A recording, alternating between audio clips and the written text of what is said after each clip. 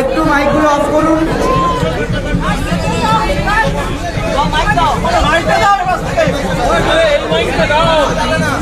একটু বাকি মাইকগুলো অফ করুন।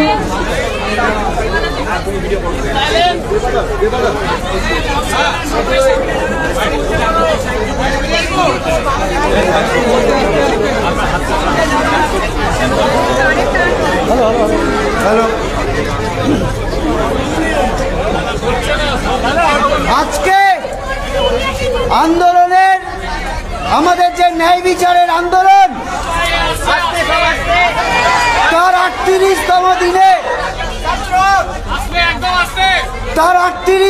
দিনে আজকে আমরা যখন গিয়েছিলাম তখন এখান থেকে বলে গিয়েছিলাম যে আমরা যে আমাদের সদিচ্ছা দেখাচ্ছি যে আমরা একটা আলোচনায় বসতে চাই এবং আমাদের 5 দফা দাবি নিয়ে আলোচনা করার জন্য আমরা যাচ্ছি।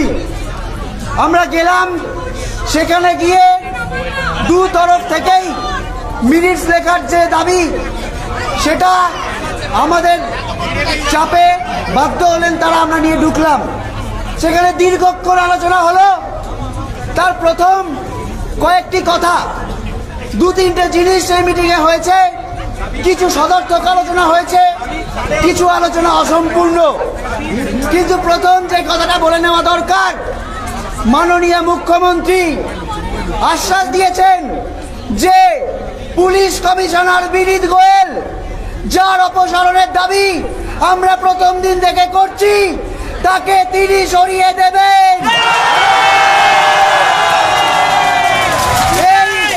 আজকে এই যে এটা উনি মেনেছেন, এটা কিন্তু এই আন্দোলনের একটা বড় জয়। এবং স্বাস্থ্য ভবনের ক্ষেত্রে স্বাস্থ্য ভবন সাফাই করো অভিযান যে আমরা করেছিলাম, তাতে ডিএমই এবং ডিএইচএস তাদেরও সরিয়ে দেওয়া হবে।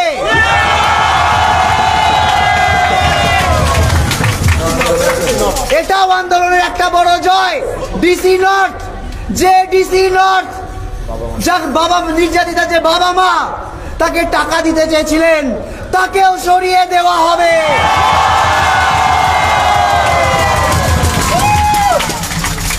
আজকে এতদিন পর, 38 দিন পর আমাদের যে আন্দোলন, তার পাশে সাধারণ জনগণের যে আন্দোলন, সেই আন্দোলনের চাপে কিন্তু এক প্রকার নতি স্বীকার করলো রাজ্য প্রশাসন।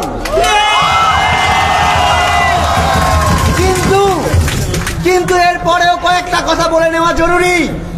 এই যে স্বাস্থ্য ভবন অভিযানে আমরা এসেছিলাম, এই যে প্রত্যক্ষ এবং পরোক্ষ তথ্য প্রমাণ লোপাটে আমাদের প্রিন্সিপাল হেলথ সেক্রেটারি যে যোগাযোগ এবং এই যে থ্রেট সিন্ডিকেট, এই যে দুষ্টচক্র, যে দুর্নীতি, তা বিষয়ে একটা আলোচনা হয়েছে বটে, কিন্তু সেই আলোচনার এখনো অবকাশ রয়েছে। সেই আলোচনা আবার ফার্দার হবে বলে জানানো হয়েছে। কিন্তু একটা কথা বলে নেওয়া জরুরি যে যতক্ষণ না অবধি এখনো অবধি মৌখিক আশ্বাস পাওয়া গেছে, যতক্ষণ না অবধি এটার বাস্তবায়ন ঘটছে, ততক্ষণ অবধি আমরা আমাদের এই যে আন্দোলন, এই যে অবস্থান, কর্মবিরতি,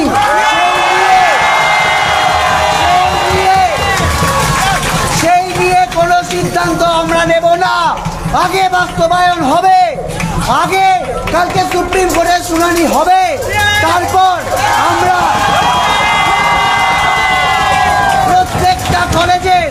প্রত্যেকটা কলেজের যে জুনিয়র ডাক্তাররা আছে তারা সবাই মিলে বসে কোনো একটা নির্দিষ্ট সিদ্ধান্তে পৌঁছবো, তার আগে নয়।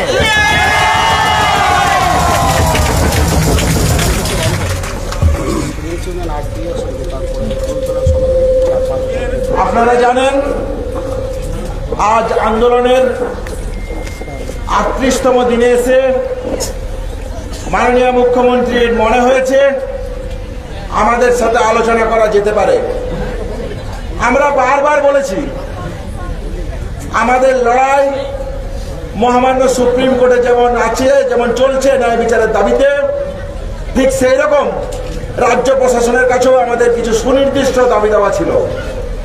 আমরা মনে করি এই সুনির্দিষ্ট দাবি দেওয়ার জন্য আমরা বারবার বলেছি আমাদের দিক থেকে আমরা আলোচনায় বসতে চাই। আমাদের সদিচ্ছার যে কোনো অভাব ছিল না, তা আমরা রেখেছি। আলোচনার শুরু এবং আলোচনার যে ফলাফল উঠে এসছে সেই জায়গা সম্পর্কে কিছু কথা বলতে চাই। তিনি পরিষ্কার বলেছেন আমাদের যে ন্যায় বিচারের দাবি, যে ন্যায়সঙ্গত দাবি, সেখানে আমাদের যে যুক্তি, আমাদের যে প্রশ্ন 9 তারিখের ঘটনাকে কেন্দ্র করে এবং 38 দিনের তদন্ত প্রক্রিয়াকে কেন্দ্র করে যে গতি প্রকৃতি, সেই গতি প্রকৃতি থেকে তিনি এটা বলতে বাধ্য হন যে সিপি স্যারকে সরিয়ে দিতে হবে। তাহলে এই জয় সাধারণ মানুষ থেকে শুরু করে ডাক্তারি সমাজ, নার্সিং পড়ুয়া, সিস্টার, প্যারামেডিক্যাল ছাত্রছাত্রী সহ এই সমাজের সমগ্র অংশে। আমরা মনে করি তাদের যদি আকুণ্ঠ সমর্থন না থাকতো তাহলে হয়তো আজকে এই জয় আমরা ছিনিয়ে আনতে পারতাম না। তার জন্য সবাইকে ধন্যবাদ।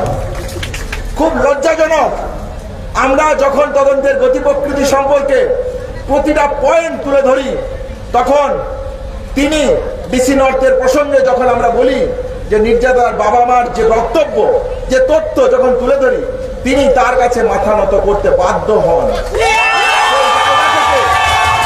সেই জায়গা থেকে ডিসি নর্থকে সরিয়ে দেবেন বলে তিনি প্রতিশ্রুতি দিয়েছেন। আজ আমাদের যে স্বাস্থ্য ভবন অভিযানের 5 দিন অতিবাহিত হতে চলেছে, আমরা মনে করেছি, আমরা বলেছি যে এই যে 7 দিন অতিবাহিত হতে চলেছে, আমরা বলেছি যে স্বাস্থ্য ভবন কি পরিমাণ দুর্নীতির জায়গা, দুর্নীতির চক্র। কে এই সন্দীপ ঘোষ, যে কার এই বাড়বাড়ন্ত, কিসের জন্য, কিসের দাবিতে, সেই জায়গা আমরা দেখেছি। রিনোভেশন, রিকনস্ট্রাকশন কার অর্ডারে, কিসের ভিত্তিতে, সেই জায়গাও আমরা রেখেছি। ডিএমই ডিএসএইচ স্যারকে তিনি সরিয়ে দেবেন বলেছেন। এটাও আন্দোলনের যেমন একটা জয় হিসেবে আমরা দেখি, ঠিক সেরকম আমরা প্যারালাল সাথে সাথে প্রশ্ন তুলেছি কেন প্রিন্সিপাল সেক্রেটারি নয়, তার ওই রিনোভেশন রিকনস্ট্রাকশনে কার সাইন ছিল, তিনি কি, কেন তিনি এই জায়গা থেকে অপসারিত হবেন না, সেই জায়গাও আমরা তুলে এনেছি। পাশাপাশি তিনি বলেছেন আমাকে এই জন্য একটু সময় দিতে হবে। তিনি সময় পেলে তিনি বলেছেন আমার উপর ভরসা রাখো। আমরা বলেছি আমাদের দাবি অত্যন্ত ন্যায়সঙ্গত এবং যুক্তিসঙ্গত, আপনাকে এই ব্যাপারে বিবেচনা করে দেখতেই হবে। এই জায়গা আমরা রেখেছি। রিগার্ডিং সেফটি, সিকিউরিটি এবং থ্রেড কালচারকে কেন্দ্র করে যে জায়গা কলেজে কলেজে ভয়ের পরিবেশ তৈরি করেছে, সেই জায়গা থেকে রেসিডেন্ট ডক্টর অ্যাসোসিয়েশন কেন প্রয়োজন, কেন ডেমোক্রেটিক ফর্মে স্টুডেন্ট ইউনিয়ন প্রয়োজন, তার প্রাসঙ্গিকতাকে আমরা মনে করিয়ে দিয়ে এসেছি। আমরা বলেছি যে কেন এগুলো কলেজের ভিতরে গণতান্ত্রিক পরিবেশ বজায় রাখার জন্য কেন প্রয়োজন, কেন 9 আগস্টের ঘটনার সাথে এই রকমের ডেমোক্রেটিক পরিবেশ প্রয়োজন, তার প্রাসঙ্গিকতা আমরা তাদেরকে মনে করিয়ে দিয়েছি। তিনি একটা টাস্ক ফোর্স গঠন করতে চেয়েছেন। আমরা মনে করি যে এই টাস্ক ফোর্স ছাড়াও তার আগে তাদের দিক থেকে কিছু সদর্থক ভূমিকা এই বিষয়গুলো নিয়ে থাকা প্রয়োজন। তিনি কিছু টাকার স্যাংশন করেছেন, সেই নিয়েও আলোচনা করেছি, কিন্তু আমরা মনে করি গণতান্ত্রিক পরিবেশ যদি কলেজের বুকে না থাকে, যত টাকাই আপনি নিয়ে আসুন তা দিয়ে এই সমস্যার সমাধান সম্ভব নয়। তাহলে এই জায়গা থেকে আমাদের যে দাবি ছিল, আমরা তাদের সাথে আলোচনায় আবার বসতে চেয়েছি। কেন আমরা মনে করি রোগী কল্যাণ সমিতির মতন জায়গা, যেগুলো কলেজের বুকে দুর্নীতির আতুরঘর, কেন ডেমোক্রেটিক স্টুডেন্ট ইউনিয়ন দরকার, কেন রেসিডেন্ট ডক্টর অ্যাসোসিয়েশন দরকার, এই যে কলেজে কলেজে থ্রেড কালচারের যে পরিবেশ তৈরি হয়েছিল, যে ভয় ভীতির পরিবেশ তৈরি হয়েছিল, সেই ভয় ভীতির পরিবেশকে সমূলে উৎপাদন করা কেন প্রয়োজন, সেই প্রাসঙ্গিকতাও আমরা মনে করিয়ে দিয়ে এসেছি। কেন কেন কলেজের বুকে পাস ফেলকে কেন্দ্র করে বিভিন্ন ছেলে মেয়েদেরকে হ্যারাসমেন্ট, রেগিং এর মতন নোংরা কালচার কলেজের বুকে জন্ম নেয়।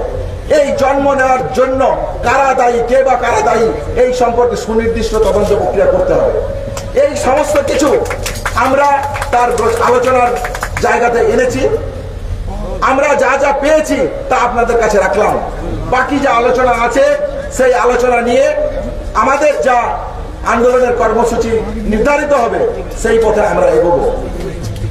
রিগার্ডিং এখানকার অবস্থান বিক্ষোভ এবং কর্মবিরতির প্রশ্নে আমরা এই কথাগুলো রিটেন এবং মৌখিক ফর্মে পেয়েছি, কিন্তু এগুলো বাস্তবায়িত হতে দিতে হবে। সেই বাস্তবায়িত হওয়ার জন্য আমরা মনে করি আন্দোলনের মর্যাদা জানিয়ে অতি দ্রুততার সাথে তিনি এই তদন্ত, এই যে বাস্তবায়িত তিনি করবেন এবং আন্দোলনকে ন্যায়সঙ্গত আন্দোলন থেকে উঠে আসা যে দাবিকে, সেই দাবিকে মর্যাদা দেবেন।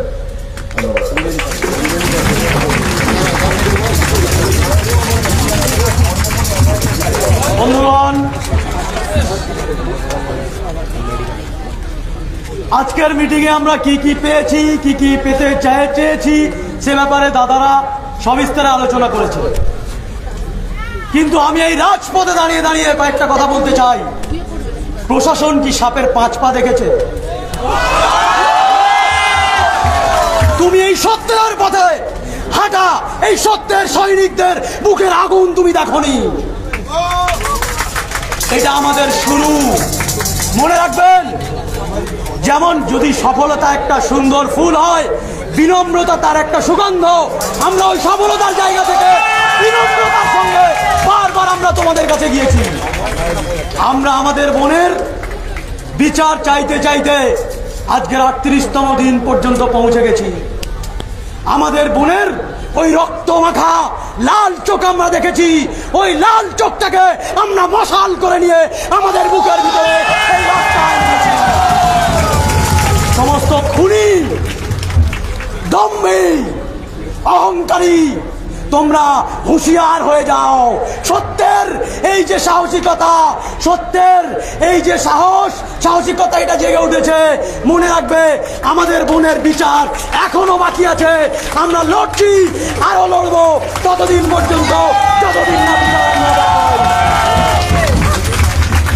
আজকে সবে একটা উইকেট পড়েছে, সিপির রেজিগনেশন। আরো এখনো বাকি আছে আমাদের যুদ্ধ। হেলথ সেক্রেটারিরও আমরা পদত্যাগ চাইছি। পদত্যাগটা আমরা ছিনিয়ে নেব, এটুকু আমি বলে দিতে চাই।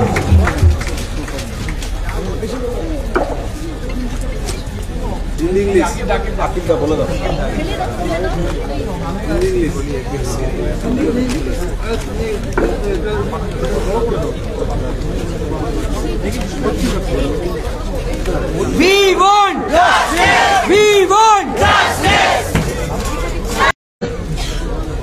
उसमें हमने सारे पॉइंट्स को लेकर डिस्कस किया और ये क्लियरली उनको हम समझाया हमने कि हमें जस्टिस और जस्टिस ही चाहिए। ये इस आंदोलन